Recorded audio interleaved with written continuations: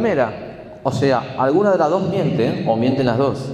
Tienen miedo y ahora no pueden aceptar ante la ley que la derivaron. O sea, médicos o enfermeras que derivan a una persona a una agrupación clandestina. Ellos creen que el aborto es bueno, pero no se animan a practicarlo y lo derivan por ahí. Hétero muerto, abono pa' mi huerto. Entonces, estas expresiones de odio, no solamente al varón, sino a nosotros heterosexuales, varones y mujeres, tienen que llamarnos la atención, porque ellas se presentan como pacifistas. Hace poco leí una entrevista de una ideóloga, Ro Ferrer, que decía: somos pacifistas. Acá están las pacifistas. Comúnmente cuando surge esto dicen: no, pero bueno, nosotras somos pacifistas. Hay algunos grupos marginales que dicen esto, pero son extremos. Bueno, lo voy a creer cuando ustedes condenen a ese grupo supuestamente marginal. Cuando ustedes condenen ese grupo, yo voy a creer que son algunos grupos extremos. Hasta que no lo hagan, no lo voy a creer. Fíjense acá, unas chicas que no deben tener más de 10 años, 11 años, un tipo que tiene una especie de disfraz donde reproduce el órgano sexual y las chicas tocándolo. Y esta mujer más grande, que parece ser la madre, la tía, alegre. ¿Qué harían ustedes si la hija de ustedes o su nieta estuviese acá? ¿Qué harían con ella? ¿Qué harían con este tipo? ¿Qué harían con este tipo que de alguna manera se está riendo en nuestra cara, fingiendo o haciendo ver que unas nenas menores de edad están tocándolo? Y en esa parte, ¿qué harían ustedes? Entre Ríos, un bebé que fue extraído y fue dejado morir en una chata varias horas. Hay una discusión si fueron 10, si fueron 2, pero a ver, fue dejado morir. Eso es el hecho.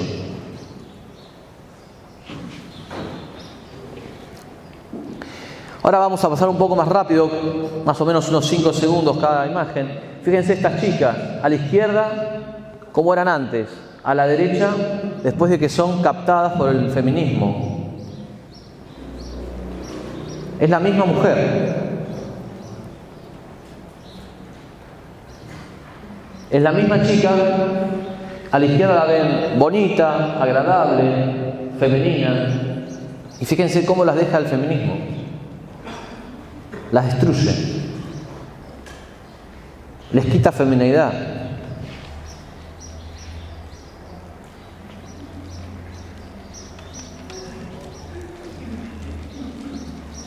Quiero mostrar una técnica psicológica de cómo funciona todo esto. Hay un experimento que les recomiendo que lo busquen en internet. En el canal de YouTube tenemos un programa sobre esto que se llama Experimento de Asch. Asch. A-S-C-H. Salomón Asch. Se hizo algo muy interesante. Se puso a 30 personas en un aula y se dijo: los invitamos a un experimento visual. Y se puso esa línea y más lejos las otras 3 líneas. La línea 1, 2 y 3. Y supuestamente se decían: bueno, ¿ustedes qué les parece? ¿Cuál es la línea de esas 3 que están a la derecha? ¿Cuál es la línea que más se parece a la línea A? Pero había un truco. Porque iba, por ejemplo, usted, y usted pensaba que estaba en un experimento visual, algo óptico, ¿no? Pero en realidad los 29 estaban complotados y el experimento no era visual, era un experimento social. Y lo que se estaba examinando es si el caballero, por ejemplo, si me permite, lo toma usted como ejemplo, si el caballero iba a ser capaz de contrastar con la opinión de los 29 que ya estaban preparados para decir que la línea más parecida no era la línea 2, sino la línea 1. Entonces era todo un acting. Imagínense, 29 de nosotros y él. Y nosotros nos ponemos de acuerdo para decir, vamos a decir todos que la línea más parecida es la 1. Y vamos a ver si él se anima a decir que la línea más parecida es la 2, o si se calla la boca para no chocar con la mayoría. Bueno, se hizo el experimento. Adivinen los resultados.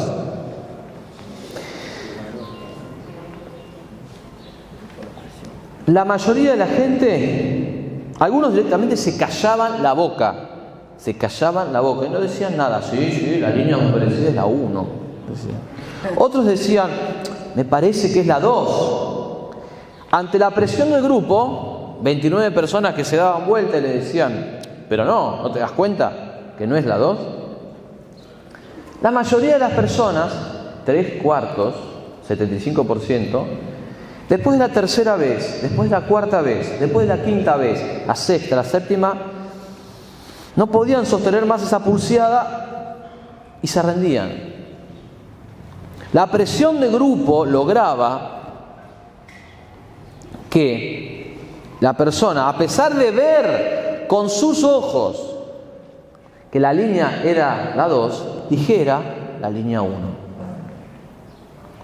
Y solo el 25% de los experimentos hubo personas que hasta el fin, y por más que la gente le decía de todo, y 29 personas contra 1, solo el 25% de esa gente resistió, yo diría, con gloria, la presión de grupo y no cedió y no dijo lo contrario a lo que veía. Todos lo veían. Algunos se callaron, otros lucharon un poco y solo 1/4 de los experimentos, 1/4 logró resistir. Esta es una invitación a formar parte de ese 25%. Del 25% que resiste, del 25% que lucha, que aunque le digan 2 más 2 son 5, y aunque todo el universo y los medios y la política y los jueces se junten para decir que 2 más 2 son 5, digamos 2 más 2 son 4. Pero lo que les quiero mostrar es que los consensos se forman en base a estas falsas mayorías. No son mayorías reales. No es que la gente realmente veía mal. No, había un complot, había una conspiración, había un artificio. Así se forma la opinión pública. Por eso es que una cosa es la opinión pública y otra es la opinión publicada.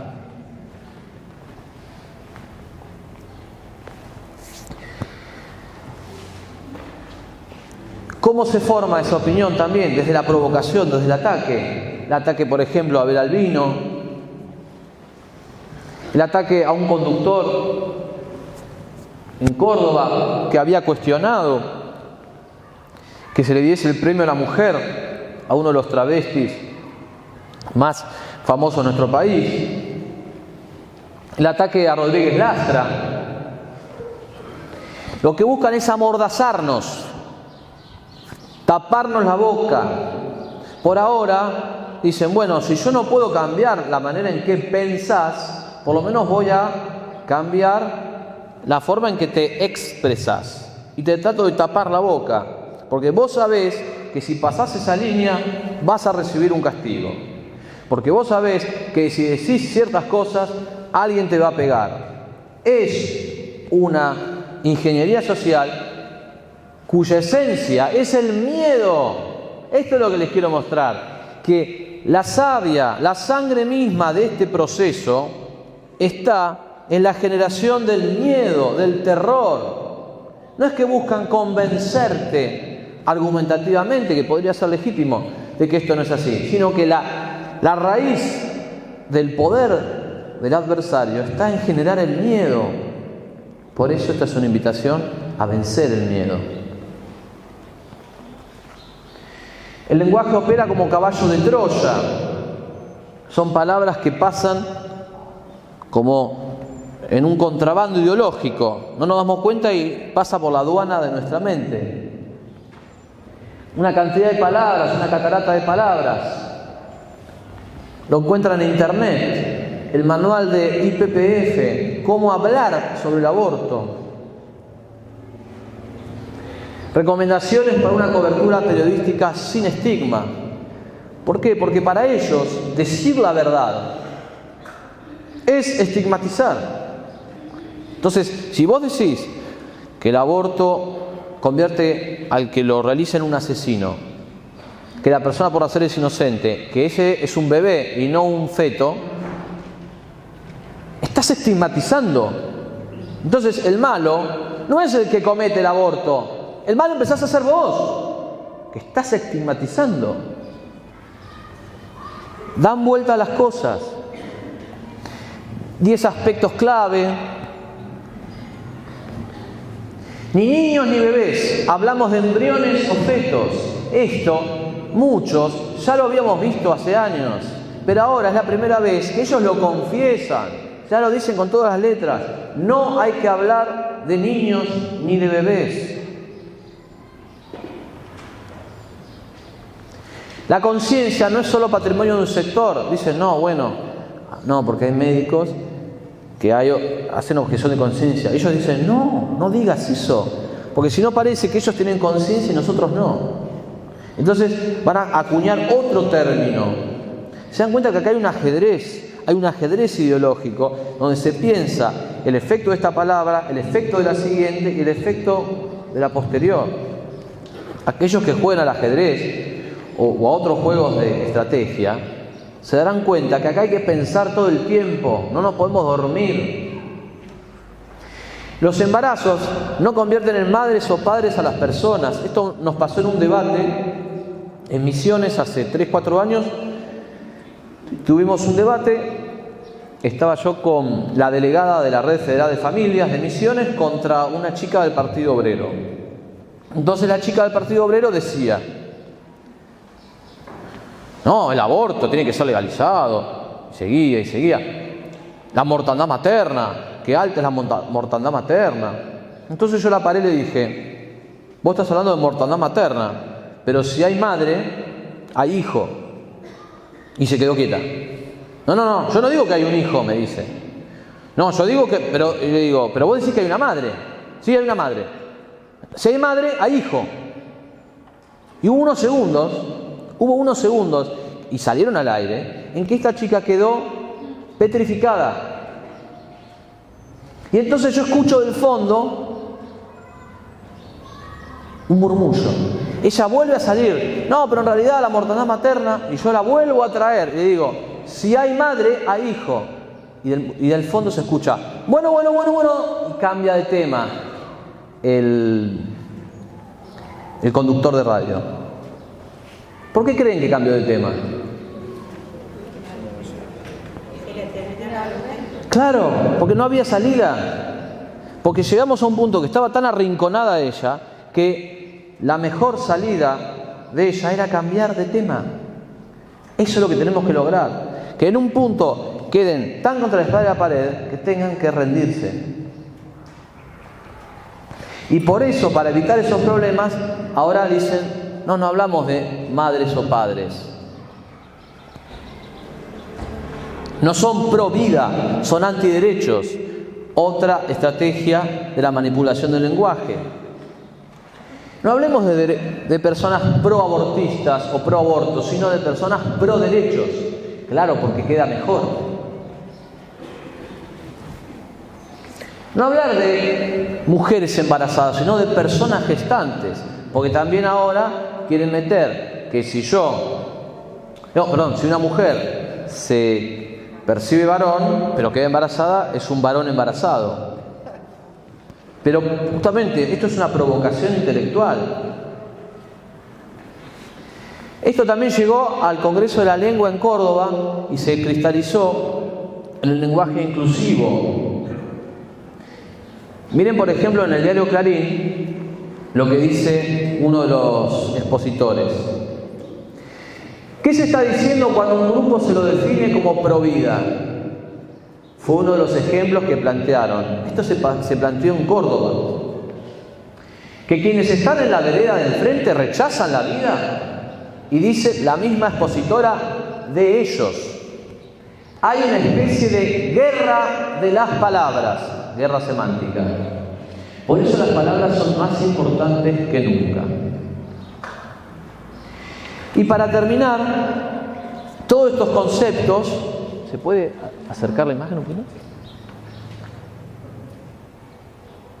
Todos estos conceptos están más desarrollados en un libro que publicamos hace 3 años que se llama Lenguaje, Ideología y Poder. Sacamos 2 ediciones y ahora, si Dios quiere, estamos por sacar una 3ª edición. Pero básicamente lo que yo quería traerles acá es lo siguiente. El concepto de guerra semántica, que ya lo tenemos. El concepto es que las cosas, que las prácticas queden naturalizadas a través de un lenguaje que, en vez de revelar la realidad, la disfrace. Lo segundo, ejemplos. Hemos visto un montón de ejemplos, abundantes ejemplos, y hemos visto y estudiado el efecto que ese ejemplo genera en la mente. Simplifica la realidad, cosifica a la persona humana, el efecto de descalificar al adversario, de sesgar la realidad. Y en tercer lugar, cómo reconquistar y cómo librar la lucha por la palabra. ¿Cómo? Diciendo la verdad, mostrando el error, llevando a la contradicción al enemigo, explotando la vulnerabilidad del adversario, revelando que esas palabras van para un lado pero en realidad dicen otro, mostrando imágenes, ecografías, el bebito, porque todo eso es incontrastable. Entonces esa es nuestra tarea, como decía el padre Castellani, hacer verdad. Y aquellos que estén más interesados en seguir profundizando, tenemos este material que dentro de poco estará disponible si Dios quiere. También está el trabajo en las redes sociales. Así que bueno, los invito a todos a profundizar, y si ahora alguno quiere hacer alguna pregunta, también quedo a su disposición. Muchísimas gracias.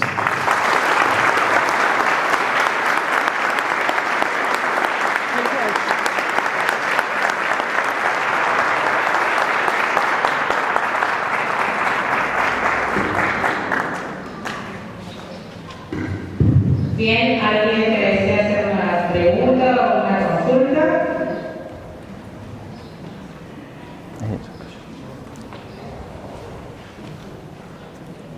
¿Qué tal? Buenos días. Hermosa charla. Yo soy docente también. Y yo, para todas las cuestiones de, por ejemplo, la palabra retrógrado, es una pregunta, es un comentario, un fundamento de simple, súper simple, que nos trata de retrógrados con el tema principalmente de defensa de la vida, no al aborto. Simplemente le digo, vean el comienzo de la película 300, ¿la tienes? La película de los espartanos con los persas. Simple, el comienzo narra exactísimamente qué es lo que hacían los espartanos con los bebés que ellos veían, flaquitos, débiles, enfermos. Iban a un barranco, los ponían y los tiraban. Entonces yo les digo, ¿quiénes son los retrógrados? Nosotros, con ustedes. Simplemente. Sin duda que la costumbre de despeñar a niños es una costumbre bárbara, criminal, y que no tiene nada que ver el hecho que se haya hecho en el pasado o se haya hecho en el presente. Pero justamente, si yo atacara a alguien diciéndole que en realidad el retrógrado es él y no yo, eso hasta de alguna manera significaría darle un estatus a la acusación, porque yo lo que quiero mostrar acá es que ellos no creen en las palabras que utilizan. ¿Ustedes creen que a ellos realmente les importa que seamos intolerantes? Cuando ellos van a una catedral, la escupen, la atacan, arrojan materia fecal, la tiran, se desnudan. ¿Alguno de ustedes piensa realmente que a ellos les importa esas normas de respeto? No, sino que se aprovechan de que a nosotros nos importan esas normas de respeto y las invocan en su favor, pero no creen en ellas. ¿Cómo lo sé? Por su conducta. Estamos por ahí pensando demasiado en lo que ellos dicen y no estamos observando lo que ellos hacen, cuando es mucho más importante la conducta de una persona que lo que dice. No es que lo que dice no es importante, pero veamos lo que hacen. Yo no le creo a la preocupación por la vida de las mujeres a una persona que no le importa la vida de los niños. No le creo. Yo no le creo la preocupación por la honestidad en la economía a una persona que roba permanentemente. No le creo. Yo no le creo la preocupación por el pudor de la mujer a Moria Kazan. No le creo. Entonces, a veces hay que refutar, que está muy bien lo que hiciste vos, hay que refutar al adversario, pero otras veces mejor que refutarlo es desenmascararlo, que son dos acciones distintas. Vos refutás a un adversario que tiene una idea y que la defiende con honestidad, y vos desenmascarás a una persona que invoca una idea en la que no cree por un interés. Ellos no están jugando limpio, porque el procedimiento de la guerra ideológica, de poner una mayoría artificial y hacerte discutir, no es convencerte, es aterrorizarte para que vos no te atrevas a decir eso. Eso no es un procedimiento leal. Yo en mis clases he tenido muchas veces algunos alumnos que no estaban de acuerdo, pero yo sé que cuento una mayoría a mi favor. Jamás se me pasó por la cabeza tirarle los perros de esa mayoría al alumno con el que estaba en desacuerdo. Me parece un acto injusto, bárbaro, desigual, un despotismo. No, yo le decía, mirá, tu argumento responde esto, vos respondés esto, yo respondo esto y listo. Pero a mí me parece algo indigno y vil, que como yo sé que ustedes son mayoría y tengo una persona acá que piensa lo contrario, voy y les mando a ustedes que la ataquen. Ellos hacen eso. Ellos hacen exactamente eso. Y ante ese adversario que no juega limpio, nuestra guerra tiene que ser inteligente. No podemos pensar que estamos luchando contra un adversario que lucha con las estrategias intelectuales. Luchan de otra manera y tenemos que estar preparados para eso. ¿Alguien más? Sí.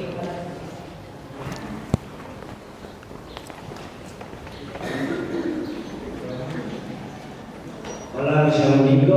Bueno, hay una parte que no me ha quedado bien claro, que es... ¿Dónde está Nico? No lo veo. Ahí está.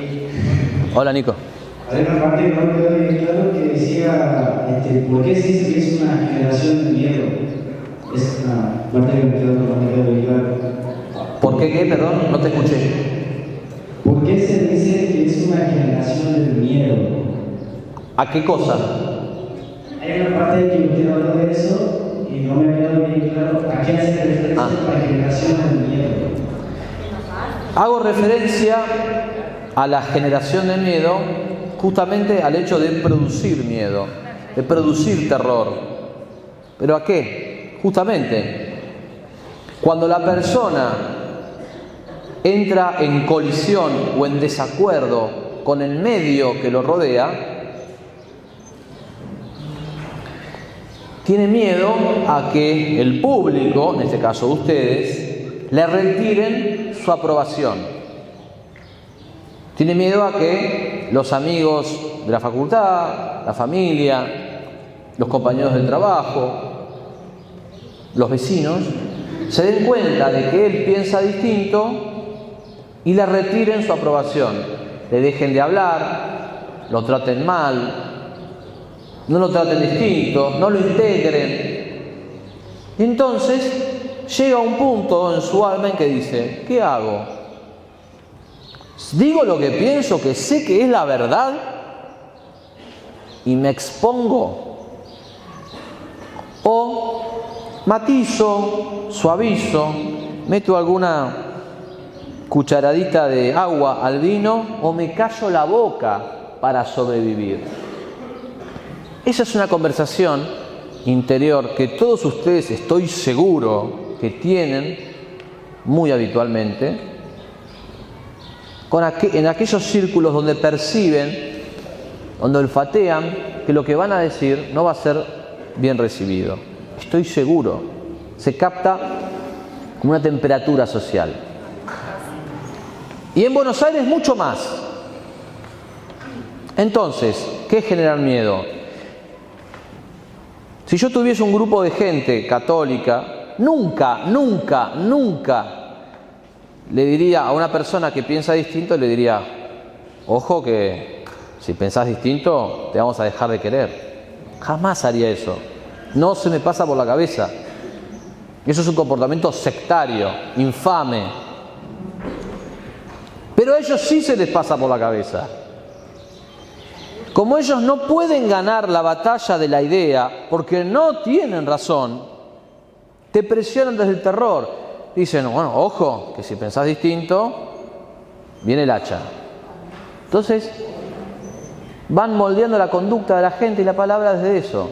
¿El terror a qué? A no ser amado, que es algo muy humano, todos lo tenemos.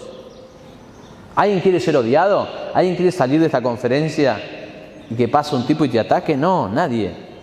Ellos juegan con ese terror, lo olfatean. Por eso, cuando hay un hermano que dice la verdad,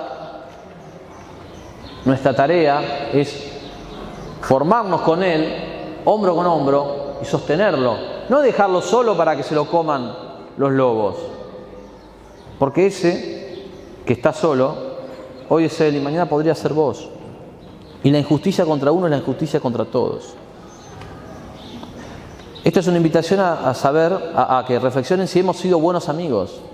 ¿Somos buenos amigos? O cuando a un amigo, un compañero, un conocido está diciendo la verdad, lo empiezan a atacar y yo hago así. No, yo no. ¿Les ha pasado quizás? ¿Quién soy yo? ¿El que se sube y trata de ayudar al amigo que está perdiendo? ¿O el que se hace el tonto? No escuché, y se va. ¿Cuál de los dos soy yo? Ya espero que el que ataca no estarían acá. ¿Me hago el tonto o me involucro? Con respeto, pero me involucro. ¿Cuál de los dos soy yo? A eso llamo